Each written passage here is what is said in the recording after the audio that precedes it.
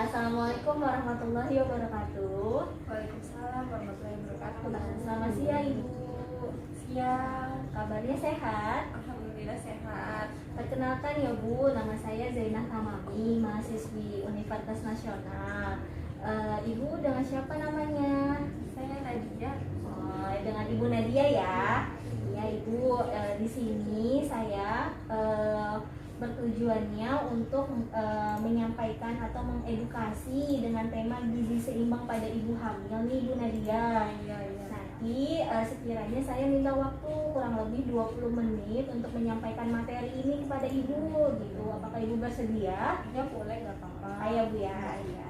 Terus sebelum saya memulai untuk menyampaikan materi ini, sebelumnya Ibu tahu nggak sih gizi seimbang pada ibu hamil itu seperti apa? Gizi seimbang pada ibu hamil itu penting sih ya buat pertumbuhan bayinya sama untuk diri sendiri, karena kan kita bagi makanan ya kedua. Terus paling kayak memenuhi makanan kayak sayur-sayuran, buah-buahan, banyak minum air putih, sama boleh diselingi susu ibu hamil kali ya, itu aja sih. Ya betul Ibu, Ibu sudah tahu sedikit sudah tahu ya Bu untuk mengenai gizi seimbangnya. Nanti saya akan menyampaikan tambahan lagi yang sekiranya Ibu belum tahu. Di sini dari gizi seimbang itu sebenarnya untuk memenuhi nutrisi baik ibu ataupun nanti janin ya Bu gitu. Jadi nanti saya akan mulai saja untuk materi ini ya Bu. Yang pertama di sini ada namanya gizi seimbang pada ibu hamil. Ini namanya temanya ya Bu. Terus di sini ada seberapa pentingkah untuk gizi seimbang pada ibu hamil. Di sini sangat penting karena terutama pada ibu yang sedang hamil untuk keperluan dirinya sendiri nih, untuk ibunya dan juga untuk jadinya. Nah, dari keadaan gizi juga dapat mempengaruhi kesehatan ibu dan janin, terus bisa pertumbuhan, terus perkembangan saat persiapan nanti pada saat ibu laktasi. Nah, terus sehingga kebutuhan makanan ibu meningkat. Makanan tersebut digunakan untuk pembentukan janin, persiapan pembentukan ASI, tumbuh kembang bayi, dan selanjutnya untuk kesehatan ibu sendiri. Terus di sini ada manfaatnya nih Bu, manfaat untuk gizinya. Yang pertama itu pasti memenuhi kebutuhan ya Bu, kebutuhan baik ibu maupun janin ibunya. Terus mencapai status gizi ibu hamil dalam keadaan normal sehingga dapat menjalani kehamilan dengan baik dan aman. Yang ketiga, ada membentuk jaringan untuk tumbuh kembang janin dan kesehatan ibu. Dan yang keempat itu mengatasi permasalahan selama kehamilan. Dan yang kelima ini, ibu memperoleh energi yang cukup yang berfungsi untuk menyusui setelah kelahiran bayi gitu ya. Terus di sini ada namanya piramida Bu. Piramida di sini ada gambar, misalkan ada minyak, gula, garam. Nah, di sini harus yang pertama itu harus mengurangi gitu kan ya. Terus untuk menguranginya itu ada beberapa makanan nih Bu, kayak misalkan di sini ada gambar. Nah, tadi yang saya sebutkan gula, garam, minyak ya. Terus di sini juga itu ibu harus juga kurang lebih minum air putih sebanyak 8 gelas itu yang dianjurkan. Terus di sini juga untuk kesehatan seperti kayak mencuci tangan, terus kayak latihan misalkan berjalan ya Bu untuk bisa untuk memproses kelancaran untuk persalinannya. Terus senam bisa dilakukan, terus kayak misalkan sambil melakukan kegiatan ke rumah tangga kayak misalkan menyapu, terus juga harus dipantau untuk berat. Dan selanjutnya di sini ada namanya pesan gizi seimbang. Di sini yang pertama itu seperti ada lauk pauk ya Bu, kayak sayuran, buah-buahan itu penting banget untuk ibu hamil dan untuk perkembangan janinnya. Nah, di sini ada garam Bu. Di sini garam itu sebenarnya harus dikurangin karena memang kalau misalkan kita kelebihan untuk makanan yang berlebih gitu ya, asin, takutnya nanti meningkatnya resiko pada nanti saat kelahiran gitu kan ya, bisa hipertensi gitu ya. Terus di sini ada Ibu juga harus minum air putih kurang lebih 8 gelas, harus banyak-banyak minum air putih karena memang fungsinya memang bagus sekali gitu kan ya. Terus di sini juga ada kopi ya Bu, karena kan memang kopi itu kan ada mengandung kafeinnya ya. Terus takutnya nanti kafein kan nanti bisa nanti efeknya tuh kayak pengen pipis terus, jadi nanti takutnya dehidrasi gitu ya.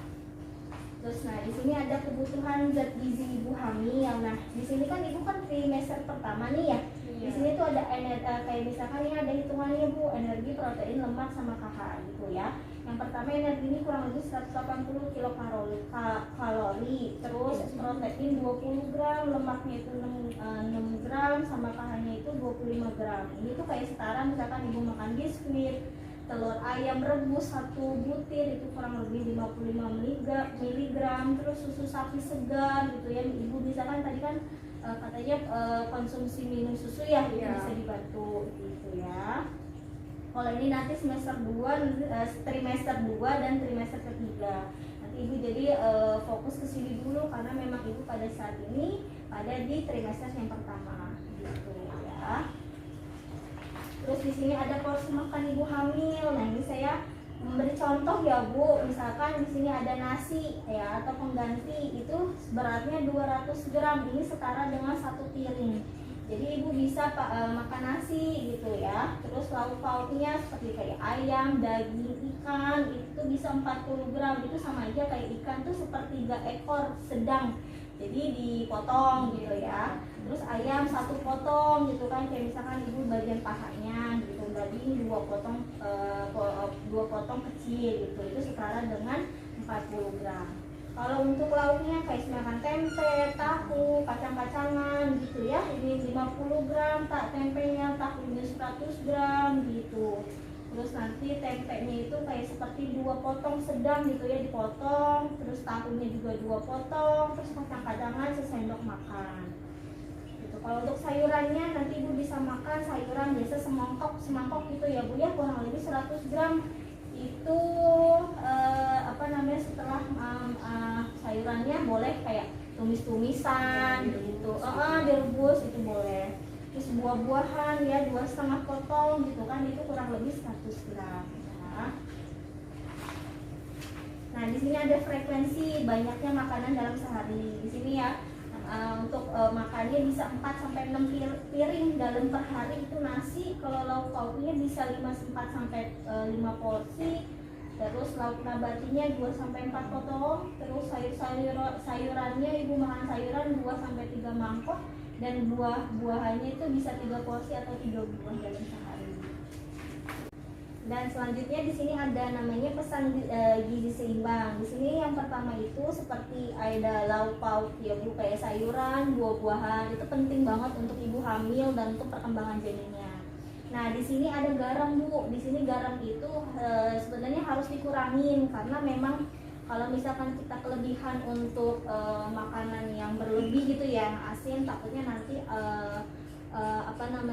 meningkatnya resiko pada nanti saat kelahiran gitu kan ya, bisa hipertensi gitu ya. Terus di sini ada ibu juga harus minum air putih kurang lebih 8 gelas, harus banyak-banyak minum air putih karena memang fungsinya memang bagus sekali gitu kan ya. Terus di sini juga ada kopi ya Bu, karena kan memang kopi itu kan ada mengandung kafeinnya ya. Terus takutnya nanti kafein kan nanti bisa nanti efeknya tuh kayak pengen pipis terus, jadi nanti takutnya dehidrasi gitu ya. Terus pada trimester yang pertama di sini tuh ada namanya zat gizi seperti asam folat ya Bu. Di sini tuh membentuk untuk sistem saraf pusat seperti otak gitu kan ya. Terus yang kedua ada asam lemak tak jenuh, ini fungsinya untuk tumbuh kembang sistem saraf pusat dan otaknya. Terus yang ketiga ada vitamin B12, ini untuk perkembangan sel janin Bu, jadi nanti untuk perkembangan janinnya. Yang keempat itu ada vitamin D, ini membantu menyerap kalsium dan mineral, zat penting yang diperlukan oleh tubuh di dalam darah gitu ya. Terus untuk yang trimester kedua Ini bisa Bu, ada vitamin A, kalsium, sama zat besi gitu ya. Dimana pada vitamin A ini ada proses metabolisme atau pembentukan tulang seperti saraf gitu. Jadi lebih ke pembentukan tulangnya. Kalau untuk kalsium itu kayak pembentukan tulang, gigi gitu pada janin. Yang ketiga itu ada zat besi untuk pembentukan sel darah itu tersendiri dan untuk mengangkut oksigen ke seluruh tubuh dan janin ibu gitu ya. Dan yang trimester yang ketiga ini seperti ada vitamin B6, serat, vitamin C, ada seng ya Bu, terus ada yodium gitu ya. Nanti kita fokus ke trimester yang pertama dulu ya. Terus di sini bahan-bahan apa aja sih yang harus dihindari dan dibatasi oleh ibu hamil? Yang pertama itu ada menghindari makanan yang diawetkan Bu, karena biasanya mengandung bahan tambahan makanan yang dan pasti makanannya itu kurang aman gitu. Itu hati-hati Bu, takutnya kan nanti ada namanya yang diawetkan, pasti kan disimpan ya, takutnya nanti ada bakteri atau apa yang nempel di dalamnya. Terus yang kedua itu ada menghindari daging atau telur ikan yang dimasak kurang matang. Jadi kan memang belum matang tapi dikonsumsi, takutnya balik lagi ada bakteri yang masih belum mati atau bagaimana gitu ya. Karena mengandung kuman yang berbahaya untuk janinnya gitu. Kayak misalkan bakar-bakaran itu kan takutnya belum matang ya, tapi kan memang kelihatannya hitam tapi dalamnya memang belum matang. Yang ketiga itu membatasi kopi, coklat karena dapat mengandung kafein yang dapat meningkatkan tekanan darah. Gitu.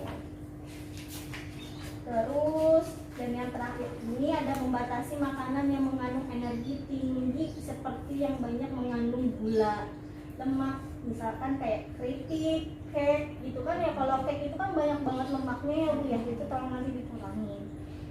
Terus membatasi makanan yang mengandung gas seperti kayak makan buah nangka gitu ya. Terus kol itu kan pasti gasnya berlebih ya Bu ya. Terus karena dapat menyebabkan keluhan nyeri ulu hati pada ibu hamil, itu bisa juga. Dan yang terakhir di sini ada membatasi konsumsi minuman ringan seperti soft drink Bu. Ini harus dikurangin atau dihindarkan, jangan diminum dulu lah gitu ya, seperti kayak soda-soda gitu ya. Karena di sini berakibatkan pada nanti takutnya efeknya ke berat badan ibu, sehingga meningkatnya berlebihan berat badan dan bayi secara lahir itu nanti berat badannya akan besar gitu. Jadi harus dihindari gitu ya Bu.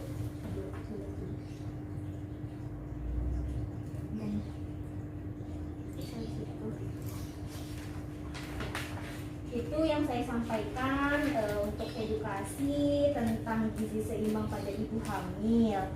Nah, di sini apakah ada yang ibu mau tanyakan atau masih belum paham tentang materi yang saya sampaikan? Udah cukup paham sih ya, yang udah tadi dijelasin dari mulai manfaat apa aja yang boleh dan nggak boleh. Cuman saya mau tanya aja, tadi kan ada zat gizi yang penting untuk ibu hamil ya, kayak asam folat, terus vitamin. Itu harus minum pakai obat-obatan atau bisa diganti dengan kayak konsumsi apa gitu, kayak buah-buahan bisa didapat dari mana gitu selain dari ya. Terima kasih ya Bu atas pertanyaannya. Berarti kan memang ibu mendengarkan dengan yang baik. Nah, kalau untuk masalah tambahan gizi ya Bu, untuk vitamin nanti kan biasanya ibu kan kontrolnya rutin kan ya Bu, ke rumah sakit rutin ya. Biasanya kalau memang ada indikasi yang harus ibu dikasih vitamin, pasti dikasih vitamin sama dokternya gitu kan. Itu nanti bisa dikonsumsi. Nah, di sini ada yang namanya asam folat Bu. Asam folat itu fungsinya untuk pembentukan saraf pusat seperti otak. Nah, itu ibu bisa seperti konsumsi makanannya tuh kayak misalkan ada sayur-sayuran tuh Bu, sayur-sayuran hijau kayak misalkan bayam, patung, kangkung, itu ibu bisa konsumsi karena memang di situ ada namanya zat asam folat gitu ya Bu ya. Terus ada juga kacang-kacangan Bu gitu, karena memang kacang-kacangan pasti bagus ya untuk ibu hamil gitu. Terus juga di sini ada namanya vitamin B12 seperti untuk kayak perkembangan sel janin gitu ya. Nah, kalau misalkan pada makanan itu ibu bisa mengkonsumsi seperti kayak misalkan balik lagi kayak kacang-kacangan, tahu, tempe, terus ibu bisa lebih banyak makan telur, terus daging, terus keju, susu gitu. Itu bagus untuk ibu hamil. Penggantinya bisa pakai Iya, itu ya. iya bisa. Terus jadi nanti ada vitamin D juga di sini juga untuk membantu menyerap kalsium dan mineral Bu. Dimana pada saat ibu hamil di sini ada namanya pentingnya yang diberikan oleh tubuh itu pada di dalam darah. Jadi memang bagus nih untuk ibu hamil. Di sini bisa misalkan ibu konsumsi susu juga, terus kayak ikan salmon itu pasti bagus gitu karena memang banyak vitaminnya pada ikan salmon tersebut. Yang paling penggantinya susu aja kali ya. Iya, Nggak bisa. suka ikan. Oh, nggak suka ikan, nanti bisa. Nanti kalau misalkan nggak suka ikan bisa diganti kayak misalkan telur, daging, sayur-sayuran suka kan ya Suka Bu? minum minyak ikan nggak apa-apa kali ya kayak gitu kan biar Iya, nggak apa-apa. Lebih sayur-sayuran sih, sayur-sayuran, kacang-kacangan gitu. Nah, ada lagi yang mau ditanyakan? enggak sih, itu aja sih udah cukup. Paling ya nanti coba makan dikit-dikit ya, mungkin karena ini trimester 1 jadi bawaannya mual. Iya. Cuman kan jadi tahu setelah dijelasin makanan yang dikonsumsi apa aja, yang nggak boleh apa Iya. aja, terus kandungannya, fungsi manfaat buat dedeknya apa kayak gitu sih. Iya. Terima kasih banyak ya Kak. Iya, ya. sama-sama. Jadi Sebelumnya, tadi kan saya sudah menjelaskan ya Bu dari pengertiannya, manfaatnya, terus makanan yang dihindarkan apa saja, terus proteinnya, bagaimana lemaknya gitu kan, isi kandungan zat-zat zat pada ibu hamil gitu kan. Sebelumnya saya mau tanya nih untuk evaluasi. Tadi yang saya sampaikan, menurut ibu apa sih gizi seimbang? Terus pentingkah untuk gizi seimbang untuk ibu hamil? Itu yang pertama. Terus yang kedua, makanan apa saja sih yang harus dihindarkan nih atau mungkin dikurangi? Gitu. Ibu bisa menjawabnya? boleh saya ulangnya. Iya. Untuk pentingnya gizi seimbang pada ibu hamil itu apa? Bagi tadi yang udah dijelasin itu sih, yang saya dapat itu penting untuk diri sendiri sama dedeknya, karena kan namanya lagi hamil itu kan pasti berebutan makanan sama dedeknya, dan itu juga membantu untuk nanti proses laktasi ya buat asinya nanti. Iya. Terus untuk apa yang kedua Kak mau? Makanan apa aja yang harus dihindarkan atau mungkin dikurangin ya? Makanan yang mau dihindarin sih tadi yang saya dapat infonya itu kayak garam ya, karena kan nggak boleh, sebenarnya nggak apa-apa tapi nggak boleh kayak lebih atau nggak boleh kekurangan. Kalau kelebihan nanti takutnya jadi hipertensi, itu kan nanti bakal mempengaruhi pada proses kehamilan. Kalau kekurangan juga nggak bagus karena kan itu untuk energi juga ya. Terus yang kedua yang dihindari itu kafein ya, yang nggak boleh karena kopi ya, karena bisa bikin efek sampingnya pipis terus. Paling kalau ibu hamil konsumsinya yang kayak air putih, sayur-sayuran, buah-buahan yang tadi udah dijelasin. Nanti boleh ya kasih tahu catatannya saya. Siap. Sama satu lagi nggak boleh makan yang berlemak ya. Ya, itu sudah bagus ya Bu. Ibu berarti mendengarkan dengan yang baik, terus mudah-mudahan sehat ya Bu ya sampai proses kelahiran nanti. Iya. Dan mudah-mudahan nanti pada saat laktasi juga harus bisa gitu kan. Kadang-kadang ibu-ibu yang pada saat laktasi itu memang ngeluh, banyak yang ngeluh Bu karena memang nggak bisa, karena memang nggak bisa nyusuin, kok biasanya nggak bisa gitu, karena memang harus dipersiapkan sedini mungkin gitu ya. Konsumsinya kurang kali Iya. ya, jadi saya persiapin makanan dari sekarang kan yang biar gizi nanti buat pada dedeknya. saat laktasi nanti banyak keluar untuk produksi asinya gitu ya. Terima kasih ya Bu ya Iya, atas terima kasih, waktunya. sama-sama. Jadi saya mengucapkan terima kasih atas waktunya karena Ibu sudah meluangkan waktu untuk saya untuk memberikan edukasi tentang gizi seimbang. Gitu. Sekiranya mohon maaf, saya akhiri. Assalamualaikum warahmatullahi wabarakatuh. Waalaikumsalam warahmatullahi wabarakatuh. Terima kasih. Ya.